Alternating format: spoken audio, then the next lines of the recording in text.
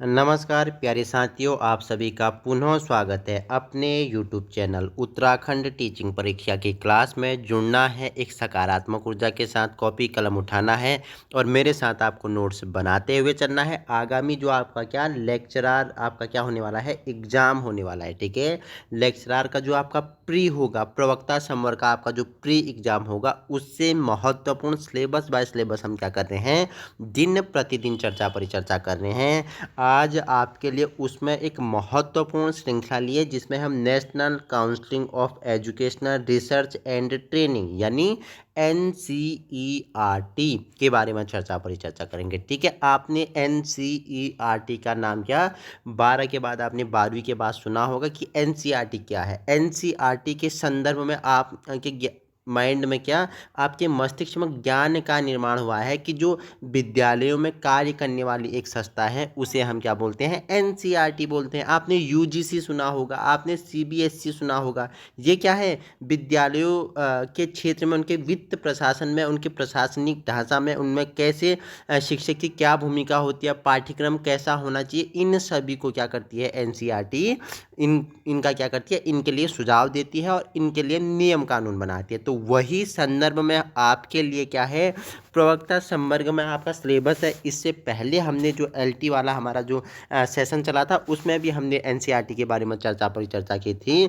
आज भी हम 50 महत्वपूर्ण MCQs लगाएंगे, इससे बाहर नहीं आएगा। जितने भी महत्वपूर्ण MCQs हैं उन सभी को हम यहाँ पे कवर कर लेंगे। NCERT यहाँ से बाहर नहीं बनेगा। एक नंबर आप यहाँ से आसानी से क्या कर सकते हो, चुरा सकते हो। जुड़ जाइए। बाकी रिवीजन करने के लिए आपको क्या करना है, UK टीचिंग परीक्षा का टेलीग्राम में जाना है, सर्च करना है और आपको क्या करना है, टेलीग्राम ग्रुप ज्वाइन कर लेना है। आपको वहाँ इसकी क्या मिल जाएगी, PDF अवेलेबल हो जाएगी। तो आइए प्रारंभ करते हैं। आज जानेंगे हम NCERT से महत्वपूर्ण जो क्या है 50 MCQs हैं उनके बारे में। तो सबसे पहले हमने इन्हें क्या 4 भागों में बांटा हुआ है। सबसे पहले हम बात करेंगे तो NCERT का परिचय से संबंधित जो महत्वपूर्ण क्वेश्चन है उनको जानेंगे, ठीक है। तो पहला क्वेश्चन आपके लिए है, NCERT की स्थापना कब हुई थी। तो 4 ऑप्शन आपके सामने हैं। ऑप्शन ए है 1950, ऑप्शन बी है 1961, ऑप्शन सी है 1971, ऑप्शन डी है 1986। तो NCERT की स्थापना पूछेगा तो 1961 में, ठीक है। 1961 में कब हुआ था, 1961 में हुआ था। मुख्यालय कहाँ है, मुख्यालय आपने बताया दिल्ली है। दिल्ली, दिल्ली कहाँ है आप मुझे बताएंगे, ठीक है। आइए आगे चर्चा परिचर्चा करते हैं। क्वेश्चन नंबर पहले का आपका क्या हो जाएगा, ऑप्शन बी इज आपका क्या हो जाएगा, B is good answer. Question number first, NCERT की स्थापना पूछेगा 1961 में, ठीक है। आइए क्वेश्चन नंबर सेकंड है आपके लिए, पूछ रहा है, देखो आपके लिए उससे पहले एक डायग्राम लगाया है, इसमें लिखा है विद्या, विद्या इसमें क्या लिखा है, विद्या विमुक्ति लिखा है। क्या लिखा है, विमुक्ति लिखा है। तो ये क्या है, NCERT का क्या है, घोष वाक्य है। NCERT का क्या है, घोष वाक्य है। क्वेश्चन नंबर सेकंड आपके लिए है, NCERT का मुख्यालय कहाँ है। तो हमने अभी आपको बताया कहाँ है, दिल्ली है। D for Delhi. NCERT का मुख्यालय पूछेगा तो कहाँ है, दिल्ली है। ऑप्शन सी में आपका क्या हो जाएगा, राइट आंसर हो जाएगा। दिल्ली में NCERT का क्या है, मुख्यालय है। क्वेश्चन नंबर आपके लिए, अब देखो NCERT आप बार बार सुन रहे हैं तो इसका पूर्ण रूप पूछ रहा है, ठीक है। इसका full form, what is the full name of NCERT। तो आपको बताना है, 4 ऑप्शन है आपके लिए। National council for educational research and training, option A है, ठीक है। ऑप्शन बी है आपके लिए क्या, national council for educational research and training. Option C है national community for educational and research training. और ऑप्शन डी है नॉन ऑफ द अबव। तो क्या NCERT का पूरा नाम है, पूरा नाम पूछेगा तो national council for educational research and training, इसका क्या है, पूरा नाम है, ठीक है। NCERT का मुख्य उद्देश्य क्या है, हमने पहले ही वीडियो प्रारंभ करने से पहले ही NCERT का हमने आपको उद्देश्य बताया था। तो प्रतियोगी परीक्षाओं का आयोजन करवाना क्या NCERT का उद्देश्य है, बताएंगे मुझे। स्कूल शिक्षा में सुधार करना इसका उद्देश्य है, बताएंगे मुझे। उच्च शिक्षा में पाठ्यक्रम बनाना इसका उद्देश्य है, बताएंगे मुझे। या विश्वविद्यालय प्रबंधन करना। तो आपको बता दूं क्या इसका उद्देश्य है, प्रतियोगी परीक्षाओं को आयोजन नहीं करवाता है। कौन करवाता है, अगर उत्तराखंड में लूँ तो जो प्रतियोगी परीक्षाएं इनका आयोजन यहाँ UK SSSC and UK PSC करवाता है, ठीक है। ऑप्शन सी है कि उच्च शिक्षा, उच्च शिक्षा के लिए कौन काम करता है, हायर एजुकेशन के लिए UGC, ठीक है। विश्वविद्यालय प्रबंधन के लिए UGC इनके लिए काम करता है। तो 3 ऑप्शन हमारे हट गए, तो ऑप्शन क्या बच गया, ऑप्शन बी बच गया कि स्कूली शिक्षा में सुधार के लिए कार्य करता है एनसीईआरटी। ठीक है, जो स्कूली शिक्षा है इनमें सुधार के लिए क्या करता है, एनसीईआरटी कार्य करता है। क्वेश्चन नेक्स्ट है, इंपोर्टेंट है, पूछ लेगा कि एनसीईआरटी के तहत कितने क्षेत्रीय संस्थान है। ठीक है, रजिस्ट्रेशन क्या है, क्षेत्रीय संस्थान पूछेगा तो कितने हैं, 4, 6, 7 और 8। तो कितने हैं, आपने बताया 7 हैं, तो इसके कितने क्षेत्रीय संस्थान है एनसीईआरटी के, 7 इसके क्या है, क्षेत्रीय संस्थान है। इंपॉर्टेंट है, अगर पूछेगा एनसीईआरटी के क्या क्षेत्रीय संस्थान पूछेगा तो 7 इसके क्या है, क्षेत्रीय संस्थान है। क्वेश्चन नंबर 6 है आपके लिए, पूछ रहा है एनसीईआरटी किस प्रकार की संस्था है, स्वायत्त है, सरकारी है, निजी है, सरकारी है। तो एनसीईआरटी पूछेगा तो ये क्या है, एक स्वायत्त, क्या है, स्वायत्त संस्था है। ऑप्शन ए आपका क्या हो जाएगा, राइट आंसर हो जाएगा, स्वायत्त क्या है, संस्था है। क्वेश्चन नंबर 7 है आपके लिए, पूछ रहा है, क्या पूछ रहा है कि एनसीईआरटी प्राथमिक फोकस किस स्तर की शिक्षा देता है। जो एनसीईआरटी का उद्देश्य प्राथमिक फोकस किस स्तर की शिक्षा पर है, तो बताना है जो प्राथमिक फोकस करता है किस उच्च शिक्षा पे करता है, तकनीकी शिक्षा पर करता है, प्राथमिक और माध्यमिक शिक्षा में करता है, क्या व्यावसायिक शिक्षा में करता है। उच्च शिक्षा के लिए आपको पता है यूजीसी। ठीक है, तकनीकी शिक्षा आपको पता है आईसीटी इसमें कार्य करती है। आईसीटी में आप तकनीकी शिक्षा के बारे में, टेक्नोलॉजी एजुकेशन के बारे में पढ़ते हैं। व्यावसायिक शिक्षा आपका नहीं होगा। तो आपका एनसीईआरटी का जो मुख्य फोकस है वो किस में है, तो आपने बताया सर किस में है, ऑप्शन सी प्राथमिक और माध्यमिक शिक्षा। ठीक है, प्राथमिक और माध्यमिक शिक्षा में इसका क्या है, मुख्य फोकस है, जिसके लिए क्या करती है, पाठ्य वस्तु का ये क्या करती है, निर्माण करती है, उसकी समस्याओं का समाधान करती है, उसकी कमियों को दूर करते हुए क्या करती है, उसमें नई चीज़ों को क्या करती है, ऐड करती है कि कैसा पाठ्यक्रम बनाए जा सकते हैं आने वाले भविष्य में बच्चों के लिए, जिससे वो वर्तमान समस्याओं को क्या कर सके, सॉल्व कर सके। क्वेश्चन नंबर 8 है आपके लिए, एनसीईआरटी किस मंत्रालय के अंतर्गत आता है, बताइए, इंपोर्टेंट क्वेश्चन है, पूछ लेगा आपसे कि जो एनसीईआरटी है ये किस मंत्रालय के अंतर्गत आता है। एनसीईआरटी आपको पता है क्या, एमएचआरडी यानी मानव संसाधन विकास मंत्रालय के अंतर्गत आता है। ठीक है, संसाधन विकास मंत्रालय के अंतर्गत क्या आता है आपका, एनसीईआरटी आता है। ठीक है, इंपोर्टेंट है, क्वेश्चन स्टार लगा लेना है आपको। ठीक है, क्वेश्चन नंबर 9 था, आपसे पूछ रहा है एनसीईआरटी का प्राथमिक कार्य क्या है, आपको बताना है पाठ्यक्रम और पाठ्यवस्तु का निर्माण करना। बताओ, आंसर आपको मिल गया पहले ही, तो क्या है, पाठ्यक्रम और पाठ्यवस्तु का निर्माण करना ही इसका क्या है, प्राथमिक कार्य है। क्वेश्चन नंबर 10 है आपके लिए, एनसीईआरटी की पहली पाठ्यवस्तु कब प्रकाशित हुई, बहुत ही इंपॉर्टेंट है, वेरी वेरी इंपॉर्टेंट क्वेश्चन है, आपको लगा लेना है। अब देखो ऐसे क्वेश्चन आपके लिए संलग्न किए हैं, यहाँ से बाहर आपसे अगर क्वेश्चन बनेगा तो इससे बाहर नहीं आएगा। तो एनसीईआरटी की अगर पहली पाठ्यवस्तु कब प्रकाशित हुई पूछेगा तो आपने बताया सर कब, ऑप्शन ए 1965 में कब हुआ ये प्रकाशित हुआ था। एनसीईआरटी की पहली पाठ्य वस्तु इसकी पहली पाठ्य वस्तु कब प्रकाशित हुई थी, 1965 में हुई थी। ठीक है, क्वेश्चन नंबर नेक्स्ट है आपके लिए, भाग पहला हमने कंप्लीट किया जिसमें हमने एनसीईआरटी के परिचय से महत्वपूर्ण क्वेश्चन किए। भाग सेकंड है एनसीईआरटी के कार्य और योगदान से हम महत्वपूर्ण क्वेश्चन करेंगे। ठीक है, तो क्वेश्चन नंबर 11 है इसका, भाग दो का क्वेश्चन नंबर पहला और पूरी सीरीज का क्वेश्चन नंबर 11 है, एनसीईआरटी का कौन सा विभाग पाठ्यवस्तु तैयार करता है। बताओ, अब एनसीईआरटी है तो इसमें बहुत सारे विभाग होंगे, तो उसमें से कौन सा विभाग है जो पाठ्यपुस्तक तैयार करता है। तो इसमें आपको बता देता हूँ क्या है, बताओ जो क्या है, इसमें क्या है, department of education in science and mathematics है। ठीक है, जिसे DESM के नाम से आप जानते हैं, ये इसमें डिपार्ट है, DESM जो पाठ्यवस्तु क्या करता है, तैयार करता है, डिपार्टमेंट ऑफ एजुकेशन इन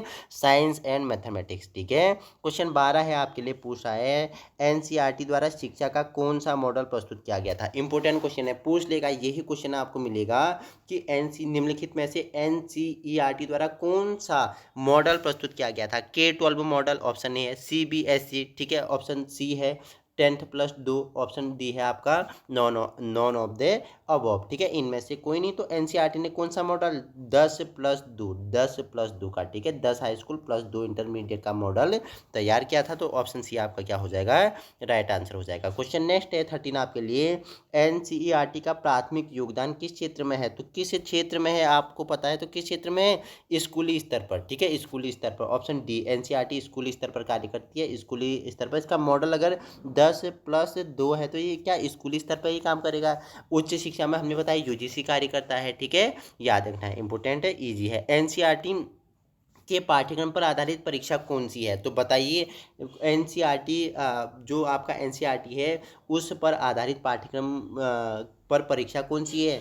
बताओ, नीट है, ठीक है, यूपीएससी है, जी मेंस है, ठीक है, उपरोक्त सभी है। तो बताओ एनसीईआरटी पर महत्वपूर्ण आपको पता है कौन सा है? उपरोक्त सभी, ये क्या है? एनसीईआरटी पर आधारित परीक्षाएं हैं, ठीक है। देखो, बहुत सारी पब्लिकेशंस की बुक्स क्या होती हैं, बताओ मुझे, क्या होती हैं? प्रकाशित होती हैं, लेकिन जो एनसीईआरटी है इसका आंसर आपका क्या होता है? सर्वमान्य होता है। इसलिए आपको स्टडी कैसे करनी है? स्टडी कहाँ से करनी है? एनसीईआरटी से करनी है, ठीक है। आपका बेस मजबूत क्या करेगा? एनसीईआरटी करेगा। क्वेश्चन नंबर 15 है आपके लिए, एनसीईआरटी द्वारा प्रकाशित शैक्षिक पत्रिका का नाम, बहुत ही इंपॉर्टेंट है, वेरी वेरी इंपॉर्टेंट, ठीक है। VIMP क्वेश्चन लगा लेना है, ऐसे क्वेश्चन आपको नहीं मिलेंगे, ठीक है। आपके लिए अच्छे लेवल के क्वेश्चन किए हैं। तो एनसीईआरटी द्वारा प्रकाशित जो क्या पूरा है शैक्षिक पत्रिका का नाम आपसे पूछ रहा है, तो क्या है? Indian educational review. क्या है? Option C, Indian educational review. क्या है? एनसीईआरटी पर आधारित क्या है? बताओ मुझे, शैक्षिक पत्रिका का नाम है, बहुत ही इंपॉर्टेंट है, स्टार लगा लेना, स्क्रीनशॉट ले लेना है आपको कि इंडियन एजुकेशनल रिव्यू आपका राइट आंसर हो जाएगा, ठीक है। क्वेश्चन नेक्स्ट है 16 आपके लिए, कौन सा कार्यक्रम एनसीईआरटी के तहत संचालित होता है? बताना है कौन सा कार्यक्रम है जो एनसीईआरटी के तहत संचालित होता है। ऑप्शन ए है राष्ट्रीय साक्षरता मिशन, ऑप्शन बी है शिक्षा दर्शन, ऑप्शन सी है सर्व शिक्षा अभियान, ऑप्शन डी है आपका क्या? नेशनल टैलेंट्स आपका सर्च क्या क्या एग्जामिनेशन। तो आपको बताना है क्या है, तो इस पे क्या है? ऑप्शन डी आपका राइट आंसर हो जाएगा, नेशनल टैलेंट सर्च एग्जामिनेशन, ठीक है। एग्जामिनेशन आपका राइट आंसर हो जाएगा। क्वेश्चन नंबर 17 है प्यारे साथियों आपके लिए, एनसीईआरटी की रिपोर्ट का उपयोग कौन करता है? तो कौन करता है जो एनसीईआरटी की रिपोर्ट का उपयोग कौन करता है? बताओ, राज्य सरकार करता है, केंद्र सरकार करता है, स्कूल और शिक्षक करता है, उपरोक्त सभी करता है। तो ऑल ऑफ द अबव आपका राइट आंसर हो जाएगा, उपरोक्त सभी। ऑप्शन डी आपका क्या हो जाएगा? ऑप्शन डी के साथ आप चले जाएंगे, ठीक है। क्वेश्चन 18 है आपके लिए, पूछ रहा है, क्या पूछा है एनसीईआरटी के पाठ्यक्रम का उपयोग मुख्य रूप से कौन करता है? तो हमने अभी बताया कौन करता है, बताइए, सीबीएसई, ठीक है। इसका उपयोग कौन करता है? सीबीएसई करता है। ऑप्शन डी आपका क्या हो जाएगा? राइट आंसर हो जाएगा। क्वेश्चन नंबर 19 है आपके लिए, पूछ रहा है एनसीईआरटी ने NIEPA का गठन क्यों किया था? बताओ मुझे, ठीक है। NIEPA का गठन क्यों किया था? इसने क्यों किया था? शिक्षा में योजना और प्रशासन के लिए इसने किया था, ठीक है। एनसीईआरटी द्वारा दी जाने वाली छात्रवृत्ति का नाम आपको बताना है, क्या है? JRF है, NTS स्कॉलरशिप है, ठीक है, और क्या है? इंस्पायर स्कॉलरशिप है, और NET स्कॉलरशिप है। तो जो एनसीईआरटी क्या देती है, स्कॉलरशिप देती है, उसका नाम क्या है? NTS स्कॉलरशिप है, ठीक है। ऑप्शन बी, NTS द्वारा, इसके द्वारा एनसीईआरटी द्वारा क्या दी जाती है? स्कॉलरशिप दी जाती है। 2 पार्ट हमारे कंप्लीट हो गए हैं। अब हमारा पार्ट 3 है, जिसमें हम क्या करेंगे, जो एनसीईआरटी है उससे संबंधित पहल और अनुसंधान से महत्वपूर्ण, ठीक है, पहल एंड रिसर्च से जो इंपॉर्टेंट क्वेश्चन है उनके बारे में परिचर्चा कर लेते हैं। क्वेश्चन नंबर पहला आपके लिए है, एनसीईआरटी की पुस्तकें कौन से सिद्धांत पर आधारित होती हैं? बताना है, जो आपकी क्या है एनसीईआरटी है उसकी पुस्तकें कौन से सिद्धांत पर क्या होती हैं? आधारित होती हैं। तो कौन से सिद्धांत पर होती हैं? तो आपने बताया गुरुजी, ये किस पे होती हैं? समझ और अनुप्रयोग पर आधारित होते हैं, ठीक है। जो लिख लेना, एनसीईआरटी की पुस्तकें जो होती हैं समझ और अनुप्रयोग, 2 वर्ड आपको याद रखने हैं, ठीक है। सॉरी, 2 वर्ड आपको याद रखने हैं। पूछेगा, निम्नलिखित में से एनसीईआरटी की पुस्तकें किस पर संबंधित होती है? तो समझ और अनुप्रयोग पे, ठीक है, इंपॉर्टेंट है, राइट आंसर हो जाएगा समझ और अनुप्रयोग पे, ठीक है। क्वेश्चन 22 है आपके लिए, एनसीईआरटी की पाठ्य पुस्तकों का संशोधन कब किया गया? इंपॉर्टेंट है, तो कब किया गया? आपने बताया 2005 में किया गया था, 2005 में किया गया था, ठीक है। एनसीएफ क्या है? एनसीएफ बताओ, नेशनल करिकुलम फ्रेमवर्क क्या है? हमने पहले परिचर्चा की है, बताओ किसकी कमेटी में बनता है एनसीएफ? बताइए, 2005 वाला, ठीक है। क्वेश्चन आपके लिए 23 है, एनसीईआरटी ने हालिया राष्ट्रीय पाठ्यचर्या की रूपरेखा एनसीएफ कब जारी किया? अभी हमने बताया, वही क्वेश्चन पूछ लिया।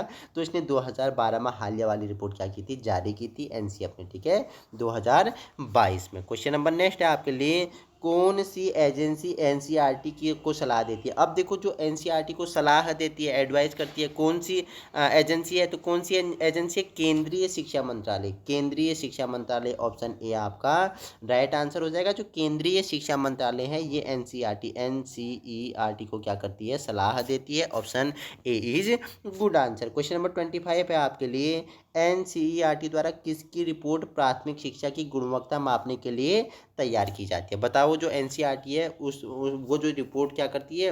रिपोर्ट जारी करती है तो प्राथमिक शिक्षा की गुणवत्ता मापने के लिए तैयार की जाती है। किसके द्वारा? तो किसके द्वारा?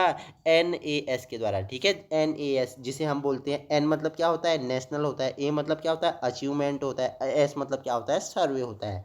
तो एनएएस का फुल फॉर्म क्या है? National achievement and survey report प्रस्तुत करती है। ठीक है, क्वेश्चन 26 है आपके लिए, एनसीईआरटी का नेशनल टैलेंट सर्च एग्जामिनेशन किस कक्षा के छात्रों के लिए है? कक्षा 10, 12, 8, 9, 10। तो आपको बता देते हूँ जो क्या है एनसीईआरटी का जो क्या है, बताओ मुझे, जो क्या है एनसीईआरटी का नेशनल टैलेंट सर्च एग्जामिनेशन है वो कक्षा 9 और 10 के छात्रों के लिए है, क्लास 9th एंड 10th के छात्रों के लिए है। क्वेश्चन नंबर 27 है आपके लिए, एनसीईआरटी का कौन सा विभाग स्कूल नेतृत्व और प्रबंधन पर काम करता है? बताना मुझे, जो एनसीईआरटी का कौन सा विभाग है जो स्कूल नेतृत्व की, स्कूल जो विद्यालय का नेतृत्व कैसे किया जाए, उसका प्रबंधन किस प्रकार किया जाए, ठीक है, उसमें कौन सा डिपार्टमेंट काम करता है? तो उसमें क्या? NIEPA। ठीक है, आपको याद रखना है उस पर क्या करता है? NIEPA, NIEPA जो क्या विद्यालय नेतृत्व और प्रबंधन पे क्या करता है? कार्य करता है। क्वेश्चन नंबर 28 है आपके लिए, एनसीईआरटी ने डिजिटल शिक्षा के लिए कौन सा प्लेटफॉर्म शुरू किया गया? ठीक है, जो आपका क्या है एनसीईआरटी है, इसने डिजिटल शिक्षा के लिए कौन सा प्लेटफॉर्म शुरू किया था? शाला दर्पण इंपोर्टेंट है, दीक्षा पोर्टल, एजुकेशनल हब एंड शिक्षा सहयोग। हमने दीक्षा पोर्टल के बारे में, आपका जो LT का सिलेबस था उसमें हमने दीक्षा के बारे में परिचर्चा की थी। तो अब आपका क्या हो गया, आप इजिली बता पा रहे हो जो दीक्षा पोर्टल है। ठीक है, तो एनसीईआरटी ने डिजिटल शिक्षा के लिए कौन सा प्लेटफॉर्म है? इसने दीक्षा पोर्टल लॉन्च किया था। ठीक है, आप प्ले स्टोर में जाके दीक्षा ऐप डाउनलोड कर सकते हैं या आप क्रोम में सर्च करें दीक्षा पोर्टल, तो एक शिक्षक के लिए वहाँ ID बनती है, वहाँ सारे आपको पाठ्यक्रम मिल जाएगा एनसीईआरटी का। ठीक है, ऐसे शिक्षक को कैसे प्रशिक्षण दिया जाता है, प्लेटफॉर्म बनाया गया है वहाँ स्टूडेंट के लिए, छात्र के लिए, सभी के लिए दीक्षा पोर्टल में क्या है, पूरा उसमें वेब आधारित क्या है, एक पोर्टल है जो एनसीईआरटी द्वारा क्या किया गया, पाठ्यक्रम के लिए तैयार किया गया था। ठीक है, एक बार आप जाके देखें तो आप ज़्यादा अच्छे से क्या कर पाओगे, समझ पाओगे। क्वेश्चन नंबर 29 है, एनसीईआरटी द्वारा संचालित CIET का प्राथमिक कार्य क्या था? बताना है, एनसीईआरटी द्वारा संचालित क्या होता है? CIET होता है। तो इसका प्राथमिक कार्य पूछ रहा है शिक्षक को प्रशिक्षण देना। ठीक है, शैक्षिक प्रौद्योगिकी का है, पाठ्य पुस्तक निर्माण का है, या राज्य बोर्ड को सहयोग है? तो आपको पता है इंफॉर्मेशन टेक्नोलॉजी। ठीक है, शैक्षिक प्रौद्योगिकी इसका क्या हो जाएगा? राइट आंसर ऑप्शन बी हो जाएगा। क्वेश्चन नंबर 30 है आपके लिए, पूछ रहा है एनसीईआरटी के लिए वित्तीय सहायता कौन प्रदान करता है? इंपॉर्टेंट है, आपसे पूछेगा निम्नलिखित में से एनसीईआरटी के लिए वित्तीय सहायता कौन प्रदान करता है? तो कौन करता है? तो आपने बताया कौन करता है? शिक्षा मंत्रालय। ठीक है, जो क्या है एजुकेशन मिनिस्ट्री है, एजुकेशन मंत्रालय है, शिक्षा मंत्रालय है, ये एनसीईआरटी को क्या करता है? एनसीईआरटी को क्या करता है? वित्त प्रोवाइड करता है। कौन करता है? आपने बताया शिक्षा मंत्रालय करता है। ठीक है, देखो हम तीन भाग हमारे कंप्लीट हो गए। भाग नंबर चौथा है जिसमें हम क्या पढ़ेंगे? एनसीईआरटी और शिक्षा में सुधार से महत्वपूर्ण। ठीक है, आपको दिख नहीं रहा है, एनसीईआरटी एंड शिक्षा में सुधार से संबंधित महत्वपूर्ण क्वेश्चन करेंगे। ठीक है, क्वेश्चन पहला आपके लिए है कि एनसीईआरटी के पाठ्यक्रम में लैंगिक समानता को बढ़ावा देने के लिए क्या कदम उठाए गए थे? ठीक है, जो एनसीईआरटी है उसमें जो क्या है लैंगिक समानता है, लैंगिक समानता है, उनको बढ़ावा देने के लिए क्या कदम उठाए गए थे?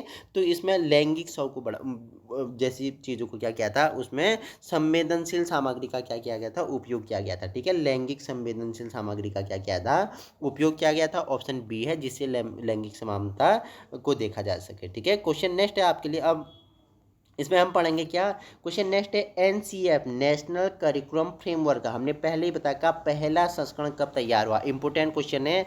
जो NCF है जिसे आप नेशनल करिकुलम फ्रेमवर्क, इसका पहला संस्करण कब आया?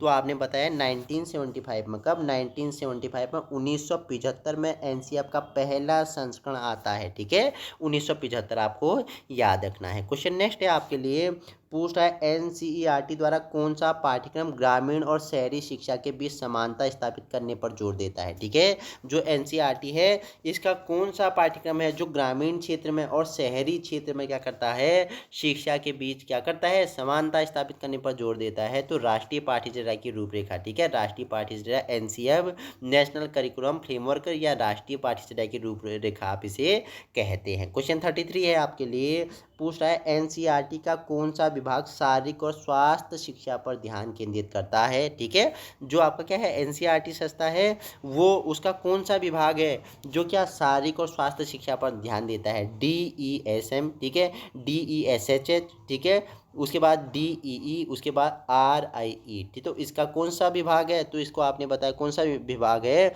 आपने बताया D फॉर क्या डिपार्टमेंट, E एजुकेशनल, ठीक है, S for science social, S for science and humanities. ठीक है, तो इसमें क्या DESSH जो क्या करता है बताओ मुझे, स्वास्थ्य के लिए क्या करता है, कार्य करता है। ठीक है, एनसीईआरटी में क्या शारीरिक स्वास्थ्य के लिए कार्य करता है, department of educational in social science and humanities आपका क्या हो जाएगा, राइट आंसर हो जाएगा। क्वेश्चन नंबर 34 है आपके लिए, एनसीईआरटी के तहत कौन सा टेस्ट भारत के सभी जिलों में स्कूल स्तर की शिक्षा का आकलन करता है। बताइए, इंपॉर्टेंट क्वेश्चन है, पूछ रहा है कि जो एनसीईआरटी है उसके तहत कौन सा टेस्ट भारत के सभी जिलों में स्कूल स्तर की शिक्षा का आकलन करता है। ठीक है, उनका क्या करता है, आकलन करता है।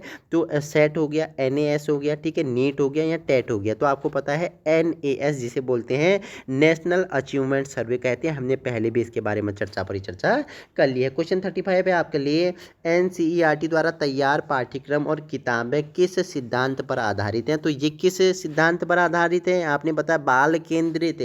ठीक है, बाल केंद्रित शिक्षा की बात कौन करते हैं, गीजूभाई बधेका जी, गीजूभाई बधेका जी। ठीक है, और कौन करते हैं, जॉन डूवी, ठीक है, जॉन डीवी। ठीक है, गीजूभाई बधेका को क्या कहा जाता है बताओ मुझे, बाल शिक्षा का क्या कहा जाता है बताओ, बाल शिक्षा का जनक किसे कहा जाता है। ठीक है, मुझे बताना। तो शिक्षा कैसी होनी चाहिए, बाल केंद्रित होनी चाहिए। ठीक है, शिक्षक केंद्रित नहीं होनी चाहिए, परीक्षा केंद्रित नहीं होनी चाहिए, पाठ्यक्रम केंद्रित नहीं होनी चाहिए। ये सब क्या है, ये सब नेगेटिव है। तो बाल केंद्रित है, देखो कौशल आधारित शिक्षा, अगर बाल केंद्रित होगी तो बालक क्या करेगा, जिसमें उसे इंटरेस्ट होगा वही कार्य करेगा ना। तो बाल केंद्रित शिक्षा आपका क्या हो जाएगा, राइट आंसर हो जाएगा। क्वेश्चन आपके लिए 36 है, एनसीईआरटी के पाठ्यक्रम में नई शिक्षा नीति NEP 2020 के साथ ठीक है संरेखित करने के लिए कौन सा संशोधन किया गया था। तो कौन सा संशोधन किया गया था, आप बताएंगे कौन सा संशोधन किया गया था।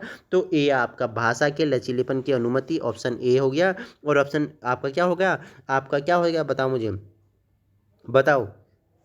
तो ऑप्शन बी कौशल विकास पर जोर। तो दोनों आपके क्या हो जाएंगे, दोनों ए और बी आपके क्या हो जाएंगे, राइट आंसर हो जाएंगे। क्वेश्चन नंबर आपके लिए 37 इंपोर्टेंट है, पढ़े भारत बड़े भारत पहल का प्राथमिक उद्देश्य क्या था। इंपोर्टेंट है, पढ़े भारत बड़े भारत जो क्या था, पहल था, इसका उद्देश्य क्या था। तो इसका उद्देश्य क्या था, प्राथमिक कक्षाओं में पठन क्षमता और लेखन की क्षमता बढ़ाना। पढ़े भारत और बड़े भारत का क्या था, मुख्य उद्देश्य था। जो पढ़े भारत बड़े भारत का पहल का क्या था, जो प्राथमिक कक्षाएं हैं उनमें पठन क्षमता का, पढ़ने की क्षमता का क्या करना है, उसके साथ साथ पढ़ने के साथ साथ लेखन क्षमता का क्या करना है, उन दोनों को बढ़ाना है। क्वेश्चन 38 है आपके लिए, पूछ रहा है, क्या पूछा है, पूछा है आपसे एनसीईआरटी के कौन से क्षेत्रीय संस्थान विशेष शिक्षक प्रशिक्षण कार्यक्रम संचालित करता है। तो कौन करता है, RIE। ठीक है, RIE करता है। ठीक है, बताओ क्या होता है, बताइए मुझे फटाफट बताइए। ठीक है, क्वेश्चन नंबर 39 है आपके लिए, एनसीईआरटी की कौन सी रिपोर्ट प्राथमिक और माध्यमिक शिक्षा के विभिन्न आयामों का विश्लेषण करती है। तो बताना है एनसीईआरटी का वो कौन सा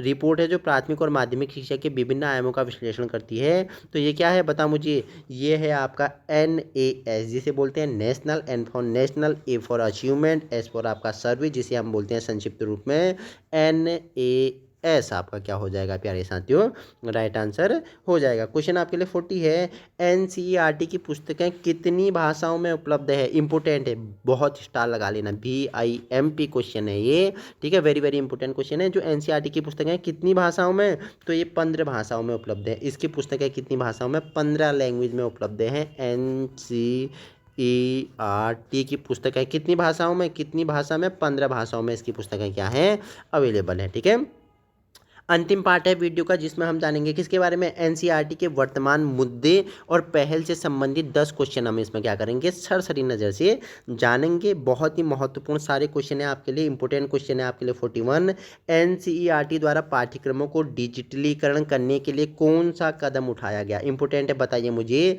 एनसीईआरटी ने जो पाठ्यक्रम है, जो करिकुलम है, उसमें डिजिटलीकरण लाने के लिए, उसे डिजिटल बनाने के लिए कौन सा कदम उठाया था, ई पाठशाला, डिजिटल इंडिया पहल, ऑनलाइन स्कूलिंग और स्वयं पोर्टल। तो इसने क्या, ई पाठशाला नाम का क्या पहल शुरू किया गया था। जो एनसीईआरटी का जो क्या है करिकुलम है, एनसीईआरटी का जो क्या है, जो पाठ्यक्रम है, जो क्या है पाठ्यक्रम है, उनमें डिजिटल, उनको क्या डिजिटली करने के लिए, उनको क्या डिजिटल करने के लिए, डिजिटल करने के लिए कौन सा इसने ई पाठशाला पहल शुरू की थी। ठीक है, इंपॉर्टेंट है, ऑप्शन ये आपका राइट आंसर हो जाएगा। ठीक है, क्वेश्चन 42 है आपके लिए, एनसीईआरटी की पाठ्य पुस्तकों में किस वर्ष नई शिक्षा नीति 2020 के अनुसार संशोधन शुरू हुआ था। फटाफट बताएंगे, तो कब हुआ था, 2022 में। हमने पहले ही बताया था 2022 में क्या हुआ था, संशोधन हुआ था। ऑप्शन बी आपका क्या हो जाएगा, राइट आंसर हो जाएगा। क्वेश्चन 43 है आपके लिए, एनसीईआरटी ने राष्ट्रीय स्तर पर शिक्षक प्रशिक्षण के लिए कौन सा मंच तैयार किया था। तो इसने कौन सा, निष्ठा नाम का, निष्ठा हमने पढ़ा था, निष्ठा 2.0, निष्ठा 2.1, ठीक है, निष्ठा 2.2, निष्ठा 2.3 हमने पढ़ा था। निष्ठा आपका जो एलटी के सिलेबस में आपका निष्ठा वाला था, उसमें हमने निष्ठा के बारे में भी परिचर्चा की थी। निष्ठा के बारे में यहाँ आपके सिलेबस में नहीं है तो हम नहीं जानेंगे, आपका एलटी वाले सिलेबस में है। अगर आप निष्ठा के बारे में ज्ञान चाहते हैं, उसके बारे में जानना चाहते हैं, तो आप एलटी का प्लेलिस्ट ओपन करके वहाँ निष्ठा के बारे में जान सकते हैं। क्वेश्चन 44 है आपके लिए, एनसीईआरटी का किसके साथ तालमेल है ताकि छात्रों को अंतर्राष्ट्रीय शिक्षा का लाभ मिले। ठीक है, तो आपको बता देता हूँ, जो एनसीईआरटी है इसका किसके साथ बताओ मुझे, किसके साथ है। तो इसका किसके साथ है, आपने बताया यूनेस्को के साथ इसका क्या है, तालमेल है। किसका, एनसीईआरटी का यूनेस्को के साथ तालमेल है, जिससे छात्रों में क्या अच्छे से क्या कर सके, इन दोनों के मध्य संबंध स्थापित कर सके। ठीक है, क्वेश्चन 45 है आपके लिए, एनसीईआरटी द्वारा डिजिटल लर्निंग को बढ़ावा देने के लिए विकसित ऐप का नाम, इंपोर्टेंट है। ठीक है, एनसीईआरटी ने क्या किया, जो डिजिटल लर्निंग है, ठीक है, पढ़ने को डिजिटल कर दिया गया। ठीक है, आप मेरी वीडियो पढ़ रहे हैं, आप मेरी वीडियो देख रहे हैं, ठीक है, पीपीटी के माध्यम से, पीडीएफ के माध्यम से, डिजिटली तौर पे आप देख रहे हैं। तो एनसीईआरटी द्वारा डिजिटल लर्निंग को बढ़ावा देने के लिए विकसित ऐप क्या है, विद्या दीक्षा ज्ञान शिक्षा। तो हमने पहले ही बताया, ठीक है, दीक्षा इसके द्वारा क्या लॉन्च किया गया था, दीक्षा। ठीक है, दीक्षा इसके द्वारा लॉन्च किया गया था, क्या, एनसीईआरटी के पाठ्यक्रम को क्या डिजिटल करने के लिए, किसके लिए, डिजिटल करने के लिए। ठीक है, आप जा सकते हैं, आपको प्ले स्टोर में भी ये ऐप मिल जाएगा, क्रोम में भी आप दीक्षा पोर्टल पे आईडी बना सकते हैं, आप अच्छे तरह से समझ पाएंगे। क्वेश्चन 46 है आपके लिए, एनसीईआरटी के कौन से संस्थान शिक्षक शिक्षा में सुधार के लिए काम करता है, बताओ मुझे कौन सा संस्थान है। तो RIE है, हमने पहले परिचर्चा की है। नई शिक्षा नीति 2020 के तहत एनसीईआरटी ने प्राथमिक शिक्षा में क्या बदलाव किए। जो हमारी आज तक शिक्षा नीति चल रही थी वो कैसी, 10+2+3, जो क्या था 1986 की शिक्षा नीति थी। ठीक है, उसमें परिवर्तन हो गया है 2020 में, तो उसकी जगह कौन सी संरचना आ गई है, 5+3+3+4 का ये पैटर्न है। ठीक है, 2020 में जो शिक्षा का जो क्या है ढांचा है वो है 5+3+3+4। ठीक है, आपको 53-34 याद रखना है, 53-34 आपको याद कर लेना है। इससे पहले जो शिक्षा नीति चल रही थी वो 1986 की शिक्षा नीति चल रही थी। ठीक है, राजीव गांधी वाली, जिसमें हम 10+2 की शिक्षा हम पढ़ते थे। ठीक है, 10+2+3 की शिक्षा आप पढ़ रहे थे, लेकिन आप 5+3+3+4 की शिक्षा संरचना है। तो आपको आंसर क्या हो जाएगा, ऑप्शन ए 5+3+3+4 आपका क्या 533 ठीक है, आप 53-34 से याद कर सकते हो। ठीक है, क्वेश्चन 41 है, एनसीईआरटी द्वारा बनाई गई कौन सी योजना छात्रों के मानसिक स्वास्थ्य पर केंद्रित है, इंपोर्टेंट है, मनोदर्पण, शिक्षा योजना, बाल स्वास्थ्य मिशन या छात्र विकास योजना। तो देखो, जो एनसीईआरटी ने क्या किया, मनोदर्पण नाम का क्या किया, बता मुझे, मनोदर्पण नाम का क्या बनाया, उनके लिए पहल लाई, जो क्या करती हैं, छात्रों के मानसिक स्वास्थ्य पर ध्यान केंद्रित करती हैं। तो ऑप्शन ए क्या आपका, मनोदर्पण आपका क्या हो जाएगा, राइट आंसर हो जाएगा। क्वेश्चन नंबर आपका 49 है, पूछ रहा है एनसीईआरटी पाठ्य पुस्तकों का मूल्य किसके द्वारा निर्धारित किया जाता है, बताना है मुझे किसके द्वारा निर्धारित किया जाता है। तो किसके द्वारा, ऑप्शन बी एनसीईआरटी के द्वारा, ठीक है। एनसीईआरटी के द्वारा क्या, एनसीईआरटी के मूल्य क्या किया जाता है, निर्धारित किया जाता है, कोई पब्लिकेशन द्वारा नहीं किया जाता है। सभी पुस्तकें आपको, कोई पुस्तक आपको 86 मिलेगा, कोई 76 मिलेगा, कोई 100 में मिलेगा। 100 से नीचे ही एनसीईआरटी की आपको पुस्तकें अवेलेबल हो जाएंगी, जिसका मूल्य स्वयं एनसीईआरटी क्या करती है, निर्धारित करती है, ठीक है। एनसीईआरटी से संबंधित अंतिम क्वेश्चन आपके लिए है प्यारे साथियों, एनसीईआरटी द्वारा भारत में शिक्षा सुधारों की निगरानी के लिए कौन सा सर्वेक्षण चलाया जाता है। तो कौन सा सर्वेक्षण चलाया जाता है, तो आपने बताया एनएसए। तो एनएसए क्या, अब आप मुझे फुल फॉर्म बताएंगे। अभी तक हमने बताया आपको एनएसए का क्या, आप पूरा नाम बताएंगे, इसका पूरा नाम बताएंगे, फुल फॉर्म में पूर्ण इसका क्या, आप मुझे पूर्ण रूप बताएंगे क्या है एनएसए के। तो हमने एनसीईआरटी से जितने भी महत्वपूर्ण क्वेश्चन थे, हमने 50 महत्वपूर्ण क्या कर लिए हैं, क्वेश्चन कंप्लीट कर लिए हैं। इससे बाहर कहीं से आएंगे नहीं, आपको जुड़ना है आज ही और अपने सपनों को क्या करना है, साकार करना है। बस आप में क्या होनी चाहिए, एक सकारात्मक ऊर्जा होनी चाहिए और असफलताओं में सफलता को ढूंढने की आपके अंदर क्या होनी चाहिए, क्षमता होनी चाहिए। हार मानने की आप में क्या नहीं होनी चाहिए, आदत नहीं होनी चाहिए। तो सपना आपका साकार हम करेंगे, आज ही जुड़ना है। इसी प्रकार की वीडियो पाने के लिए अभी संलग्न हो सकते हैं और वीडियो उन लोगों तक पहुंचाने की कोशिश करें जहां संसाधनों के अभाव हैं। Thank you so much.